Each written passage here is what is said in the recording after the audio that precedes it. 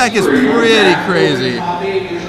Street Wraith, Woodfall Primus. So your reanimation targets are Iona, Woodfall Primus.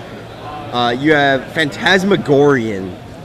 So you dredge that guy, and that's how you discard. That's your discard outlet. Discard 3 cards, return Phantasmagorian to your hand from your graveyard. Correct. You have basically all the dredge cards. And this deck, think about this deck, you always want to draw with this deck. Yes, always, every game, because you draw, you discard for your turn. You're playing Shambling Shell, just want more dredge guys. And then the sideboard, comically enough, is just 4 Contagion and a bunch of Reanimator singletons. The Contagion is pretty. That's a card we haven't seen played for a while. Yeah, Contagion kills a Yixula Jailer pretty well. It does. Whatever cards you want it to kill, actually. Kills Gatateague, good against Merfolk. Yep. It's kind of neat. Some people were talking about this deck, so it should be interesting to see how it plays out.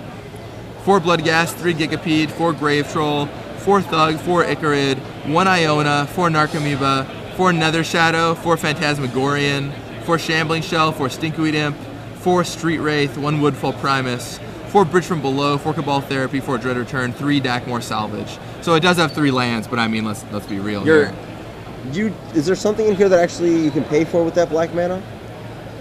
I mean Nether Shadow. No, you need all of your land. Oh, Darkmoor Salvage Landfall's Bloodghast back. Not actually using it for mana, just using it for landfall. Okay. It does landfall back Bloodghast. The Gigapedes are pretty interesting. It's a GG3 creature from Odyssey that's a 6/1, but you can discard a card in your upkeep to return to your hand. Mini Phantasmagorian. Mini Phantasmagorian, yeah. I'm assuming that it's never actually coming into play, but... I mean, you could Dread Return, I guess, if you absolutely had to. Yeah, probably better. I mean, you can Dread Return...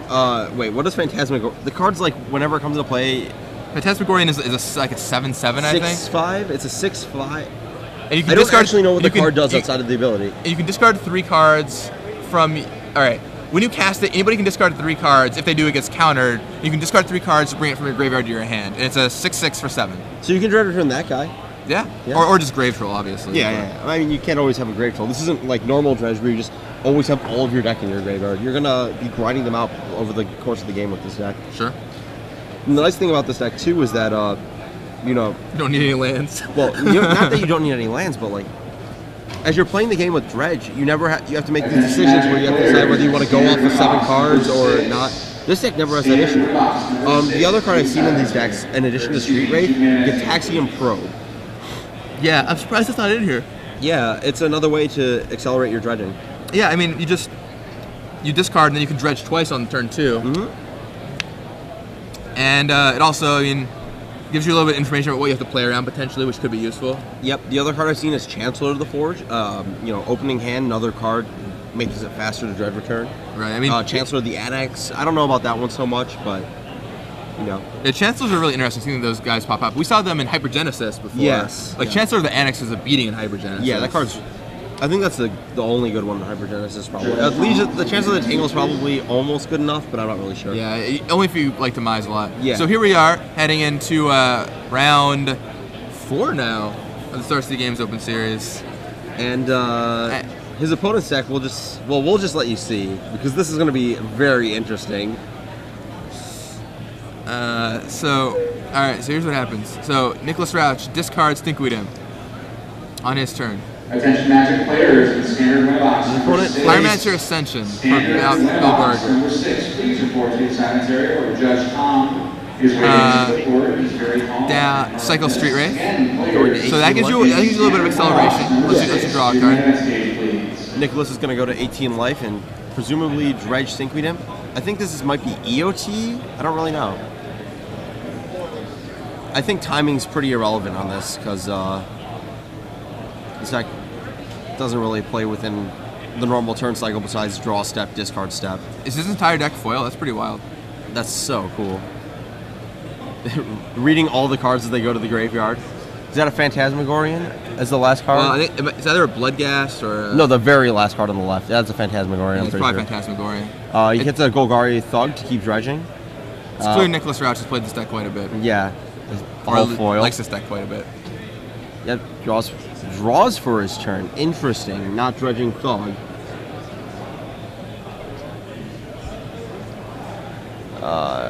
Chooses to Phantasmagorian rebuy.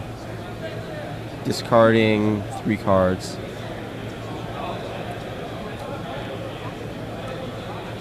Or did he already dredge once?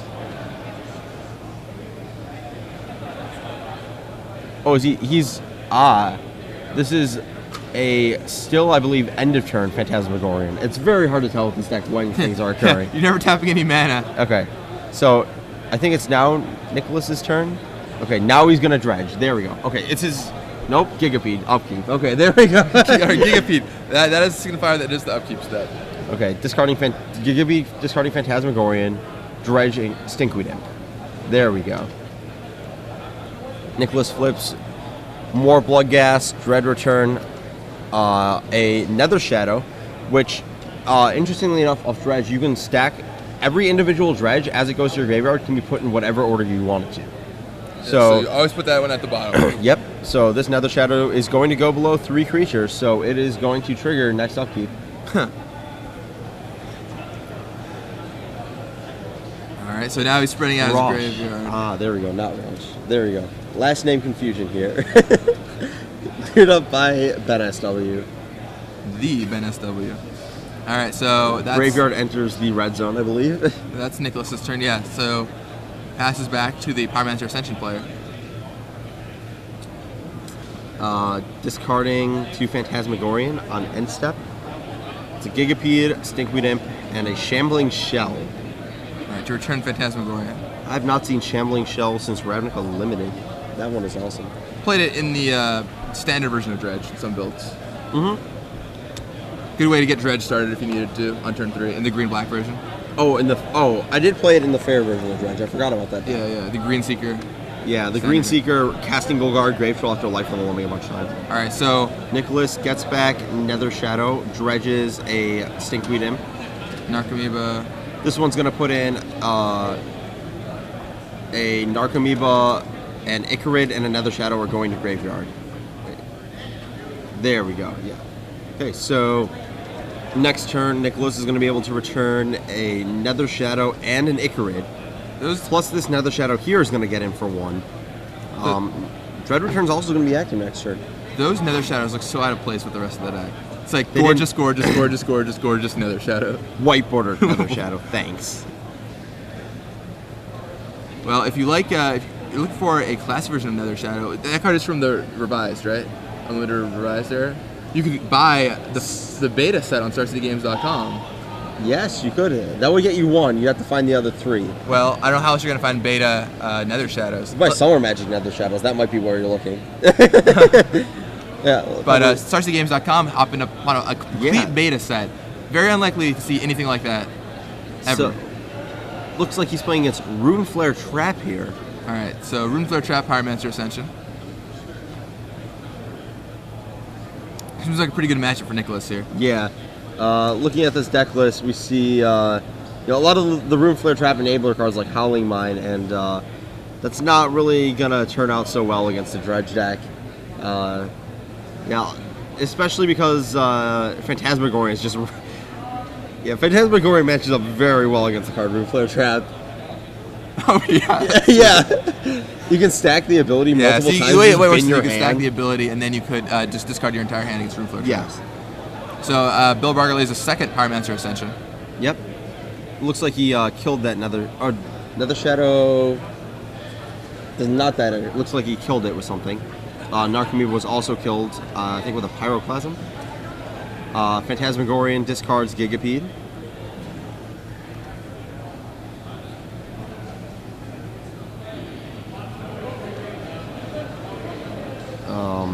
Nether Shadows come back. Brings back the Shadows. And this Icarid. And the Icarid. Exiling probably a Street Wraith, some other generic irrelevant creature.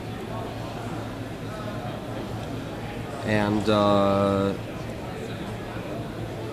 moves his graveyard sack down to where the lands would be again.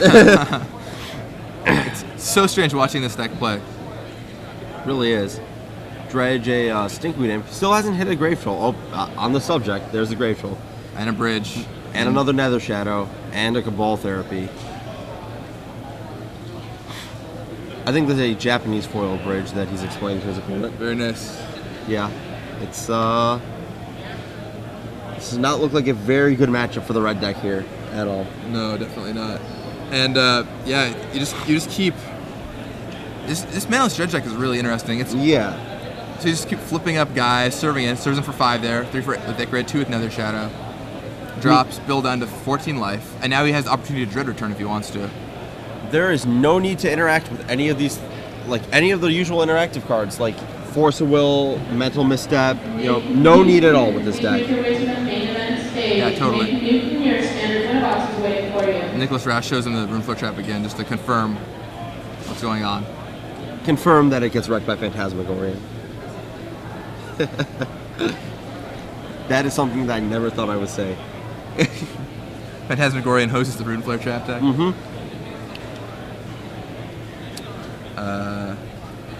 Yeah, so if you're Nicholas, I think if you're going to Dread Return these, get a bunch of tokens. Dread Returning, getting back, probably Grave Troll. Probably just a big Grave Troll. I mean, Iona, I guess. But I don't think he hit Iona yet. But I don't think he's flipped that yet, yeah. I don't think so either.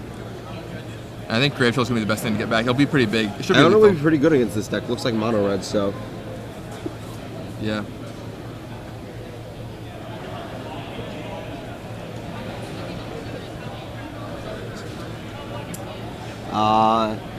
That's only 3 zombies. He gets back Gigapede.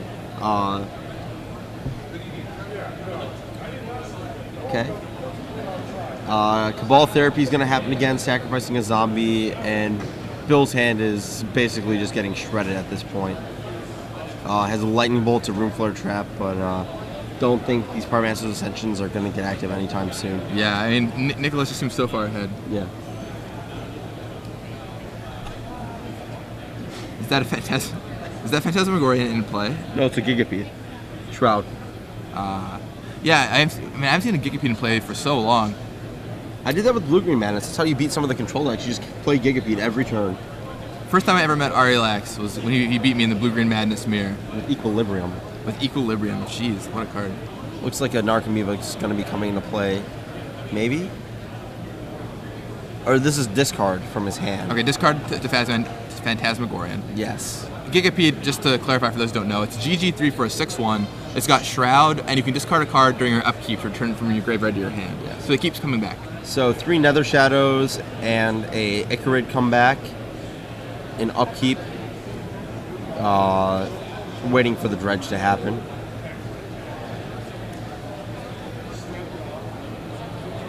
Alright, flips.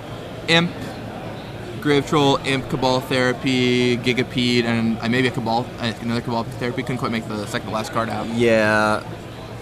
Let's see here. Looks like 10, 6. Looks like lethal damage coming through. If, yep. Bolts down the Bill has to bolt down the Icarus and goes to 1 on this attack. How do you feel about the Manaless Dredge deck versus a normal Dredge deck? It seems like it's a lot slower. Like, obviously I know you're trying to grind them out, but is it a fast enough deck? I think it's just, it might have problems with speed, but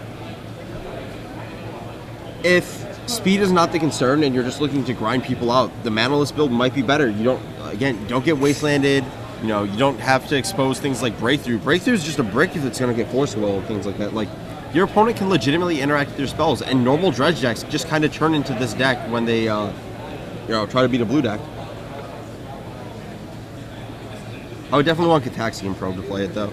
I think you need a bit more of a boost before you start it. Yeah, sure. Alright, so gets back Gigapede. I think I would get back Grave Troll here, but maybe he's just worried about like some kind of threaten. I don't know. There's too many cards in Legacy. Like, you can't play around everything. All right, right? Yeah, Bill Barger just concedes. You know, he sees that he is not having any chance of winning this game. Yeah. So this matchup seems pretty highly favored the Dredge deck. Let's just talk about this Dredge deck for a little while. Yeah. It seems really, really interesting in how it works. Now, you said you were trying one out with Gitaxian Probe? Yeah. In the normal mana builds of Dredge, Gitaxian Probe, when you're playing against the control decks, you want to draw first and basically move to a similar plan to that. But what Gitaxian Probe does is you set up a sequence where you discard on your first turn, and your second turn you go to 8 cards, and you just play Probe from your hand. So if they counter it, you're still at 7 cards in hand, so you're not that far behind. You know, you just pass the turn back, you can get back into the draw discard mode. If it resolves, you know exactly what to name with Cabal Therapy. So that happens. You get to Dredge again. So that happens. So it basically just enables you doing everything. And if there's nothing you want to hit with Therapy, you just kill them. Yeah. I mean, Kenny Syria on Twitter did point out that Crow can be countered, like you said, but I think that that's a cost worth paying. I mean, it can occasionally get countered, but you really need to speed your deck up. It seems like the deck's just a little slow. I agree. Let's see. Probably against this deck, he wants Sphinx of the Steel Wind. Probably. Oh, that's Inkwell and Stormtide Leviathan. Here's the full list of reanimation targets in his sideboard: Akroma, Angel of Wrath, Ancestors Chosen, Blazing Archon, Elvish Norn, Grand Cenobite, a 4th Gigapede, Inkwell Leviathan, a 2nd Iona, Lawan, Cephalid Empress, Sphinx of the Steel Wind, Stormtide Leviathan, and Terastodon. Yeah, it's quite the Actually package. Everything. So he can basically find whatever he wants. It sounds weird. You look and expect to see Entomb or something, and you realize, oh yeah, he can't actually cast spells. No, not really. He's got Dackmore Salvage, but that's not going to do the work. I think he's probably going to board in Ancestors Chosen, Akroma, and Sphinx of the Steel Wind for this matchup. Maybe the Iona too, but I don't know how many Dread Return targets you can support. Probably, you might just leave it as is. Maybe doesn't need the Woodfall Primus. Do you think you board in Terastodon to deal with Pyromancer Ascension? I think I'd rather have Woodfall Primus. It doesn't give him 3/3s, and with Dread Return, Woodfall Primus, Cabal Therapy, you can kill a lot of permanents. Oh yeah, wow. Cabal Therapy with Woodfall Primus is a nice little combination. That's in the normal Dredge list. That's the guy that I've been working with to kill all the random sort of like moats or elephant grasses or whatever you run into. Just you can do it up to like 2 times per Dread Return. It's probably enough. And again, Terastodon could get awkward, not kill what you want. You can spread Woodfall Primus over multiple turns, which is really important. With Terastodon, you can kind of do the same thing, but not quite. But you have to give them a bunch of elephants. Who wants to do that? No one wants to give other people elephants. Especially when elephants kill your Bridge from Belows. How do you think that this deck would match up against something like the Blue-White Stoneforge decks? Do you think it's too slow to deal with like Battersoul kind of stuff? Or no, it might go over the top of Battersoul actually. I mean, the slower. Maybe it's just the slower plan in Dredge leads into an explosive turn. I don't have enough experience with Dredge to really say, but typically when you start the game off with Dredge against the control decks, this is the plan you want to go for. The sort of draw, discard, Dredge. Yeah.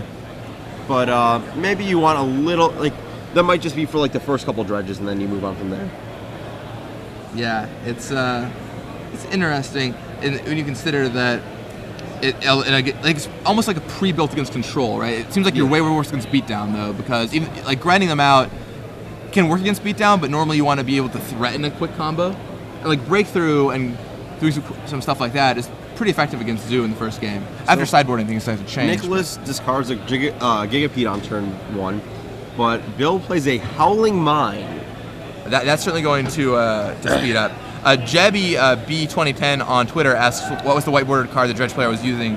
It's called Nether Shadow, and basically it's a 1/1 haste that at the beginning of your upkeep, if there are 3 or more creature cards on top of it in your graveyard, it returns to play. So I'll give you guys the alpha wording. If Shadow is in graveyard with any combination of cards above it that includes at least 3 creatures, it can be returned to play during upkeep for its normal casting cost. Shadow can attack on same turn. Normal casting cost? Shadow can attack on same turn, summon, or return to play. Yeah, I think that's a weird alpha-y thing that they misprinted incorrectly. So, interesting. But anyway, it's free. So Nicholas is currently dredging multiple times off of this Howling Mine right now.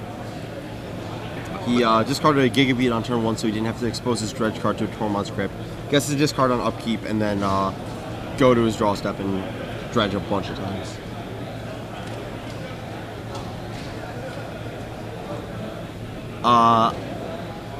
Sorry about that. I believe we have the game totals flipped. Nicholas did, in fact, win game 1. So that Howling Mine is speeding up Nicholas's deck here, and should be able to start doing some grindy things pretty fast. Yeah, Nether Shadow is a really interesting addition. We don't see that kind of stuff in Dredge very often, but it's pretty neat here. Can we actually get the 5th edition wording on Nether Shadow for a second? 5th edition wording on Nether Shadow? Sure. It looks like a different artwork. Okay. So the alpha version says something different than the most recent printing. Yeah, so. I imagine that the alpha version was just misprinted incorrectly. Unlimited. In any case, it's a pretty neat card. You don't get to see played all the time. No, really not. I think this Dredge deck is pretty cool in the fact that you are playing all these cards that like Phantasmagorian, Shambling Shell, Gigapede, that are unique ways to dredge or to enable dredge that you haven't really seen before. Yeah. Bill looks like he's setting up for a Pyromancer's Ascension, getting active, probably Room Flare trapping. But as we said, Phantasmagorian will definitely end any dreams of doing that. Yeah, definitely. Nicholas gets back a Nether Shadow and an Icarid on upkeep before he dredges twice.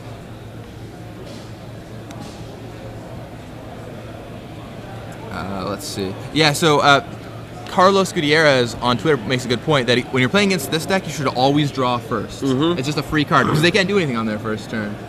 It's just very unnatural for people to do that, though. Yeah, but I mean, you're not thinking about that. You're like, oh, I want to play. But yeah, if you're ever playing against a deck like this, make sure to choose to draw first.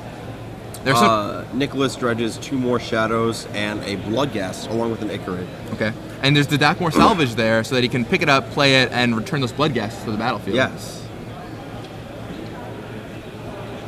I'm going to be seeing that real soon. It looks like he has a Sphinx of the Seal one in graveyard too that looks like what he's going to try and dread return. Should be able to reanimate it fairly soon. He looks like he's dredging. He's Phantasmagorian. Gonna put his Grave Trolls back in his graveyard so he can dredge up some more, I believe.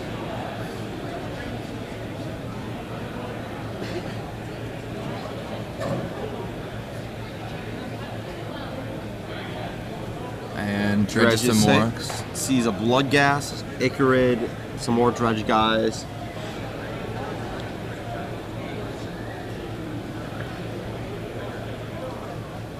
Alright, and so now he's returning a bunch of stuff to play. Let's see. Yeah, time for the dredge guys to start beating down.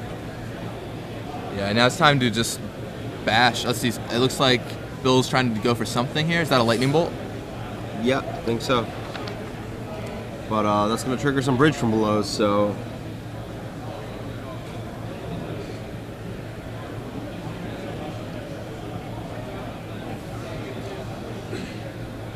So, Bridge from Below's trigger gets a bunch of zombie tokens.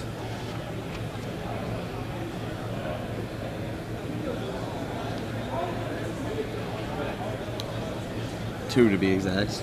Yeah, 2 zombie tokens. I thought there was another bridge in there somewhere, but apparently not. Cabal Therapy, sitting in Nicholas's graveyard if he wants to rebuy that.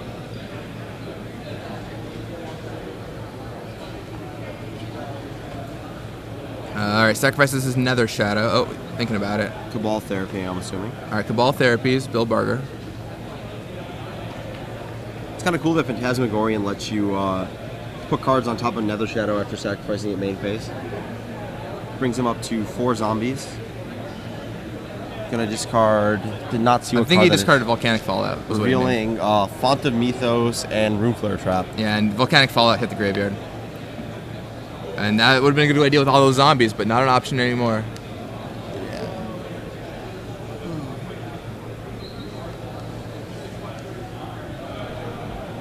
Alright.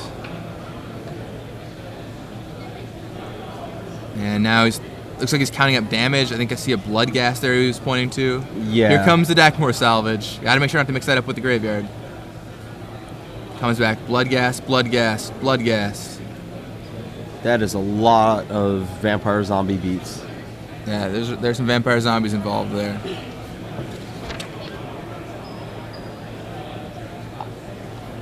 There are a lot of vampire zombies.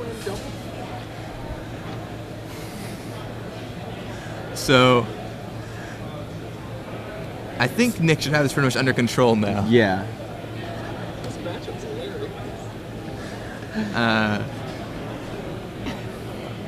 Yeah, I don't see that Font of Mythos or Room Flare Trap doing too much. Yeah, right the now. Font of Mythos will really just enable Nicholas's deck. Yeah, I think Font of Mythos is a very fast way for Bill Barger to lose the game. See what happens.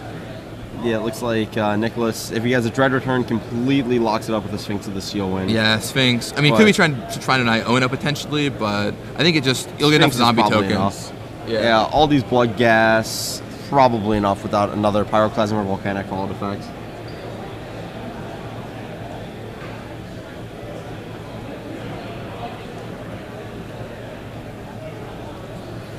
No Barger considering his options here. Firestorm. That one is traditionally seen actually in Dredge sideboards. Discarding his hand to gun down some zombies, maybe live another turn. All right, Have zombies some more gone. chances to howling mine up some good cards. Firestorm's kind of cool with Parliamentary Ascension. Yeah, it is. That actually resolves in the right order. Pretty neat. Yeah, it's actually, wow.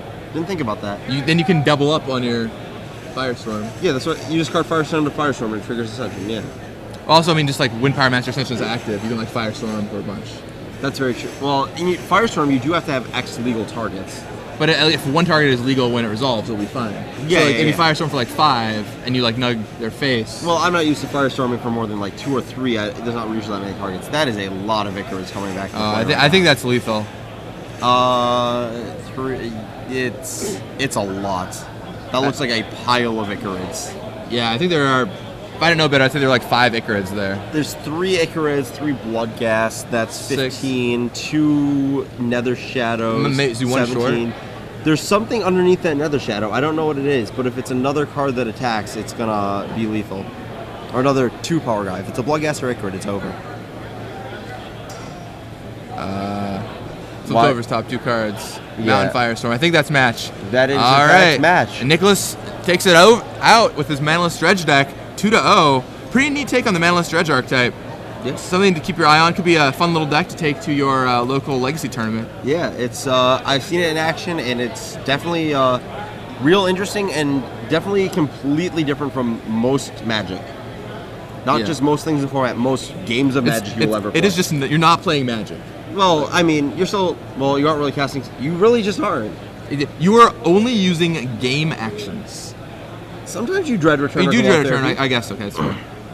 Mostly you're just using game actions. It's very easy to win a game with this deck without playing a spell, playing a land, anything besides draw step, upkeep, and step, attack step. Don't need a main phase. Thanks. Well, so after that match, we're going to take a quick break, and we'll be back in about 15 minutes, definitely in time for the next round. Don't worry about that. In the meantime, we're going to give you a sneak peek of what it's like to be on Premium. Brian Kibler did some deck techs in his article most recently, and if you're a Premium subscriber, this is the kind of content you can come to expect from the Premium side. Great articles, great videos, great informational content. Some of the best players in the game, some of the best writers in the game, some of the best minds in the game, all work for Star City Premium. People like Patrick Chapin, Brian Kibler, Brad Nelson, Mike Flores, Jerry Thompson, Michael Jacob, also with the great video series. Yes. So stay tuned and enjoy this little peek into Premium. We'll be back in about 10 to 15 minutes. Until then, enjoy. Hello everyone, and welcome back to my video series here at StarCityGames.com. This is Brian Kibler. I'm making my first constructed video in quite a while. And interestingly enough, this one is also at sort of the gap point on Magic Online between when it links up with the real world. Since we, obviously in the real world, M12 is out, and it won't be out in Magic Online for a while. That said, this is a deck that actually carries over to M12 Standard quite well, I think, which is why I decided to sort of take a look at this. Some of you who have been reading my articles recently may recognize at least the basics of this build. This is a Tezzeret deck that is built around, largely built around Torpor Orb. As I talked about in the article a few weeks ago, I think that the Torpor Orb Tezzeret decks have an interesting place in sort of the metagame, in that Torpor Orb is just so powerful against Valakut decks and against the Splinter Twin decks that they can sacrifice a lot. As far as not really needing much else to beat those matchups. You can, rather than Torpor Orb just shuts down the entire Sortek combo, and the Sortek decks without Jace the Mind Sculptor are much weaker to being able to win without that combo. Valakut, they can certainly kill you with Valakut itself or with Titans, but the rest of your deck is pretty well set up to deal with that. So one thing I particularly like about Torpor Orb is that it lets you just tap out, lets you just play things, because they can't just kill you with Titan, they can't just kill you with Splinter Twin, so you can just tap out and cast Tezzeret, for instance. Similarly, Tumble Magnet also lets you, gives you a window. If they cast a Splinter Twin on their Exarch and you tap it with a Tumble Magnet, you get to untap and you can potentially kill it with Go for the Throat. So there's a lot of cards in here that lets this deck play much more like a tap out control deck than a sort of more traditional control deck that holds up counter magic, which is why you only see 3 mana leaks here. So I'm going to go through some of the card choices specifically. This deck has 25 land compared to the 26 land that a lot of blue-black control decks typically play, along with the 4 preordains. That's because I have a full set of Everflowing Chalice. Everflowing Chalice is obviously a powerful card in terms of accelerating you to Tezzeret, as well as just providing something for Tezzeret to animate. One interesting thing about Everflowing Chalice in this deck that I occasionally use it for is just playing on 0 and just making a 5/5 for free.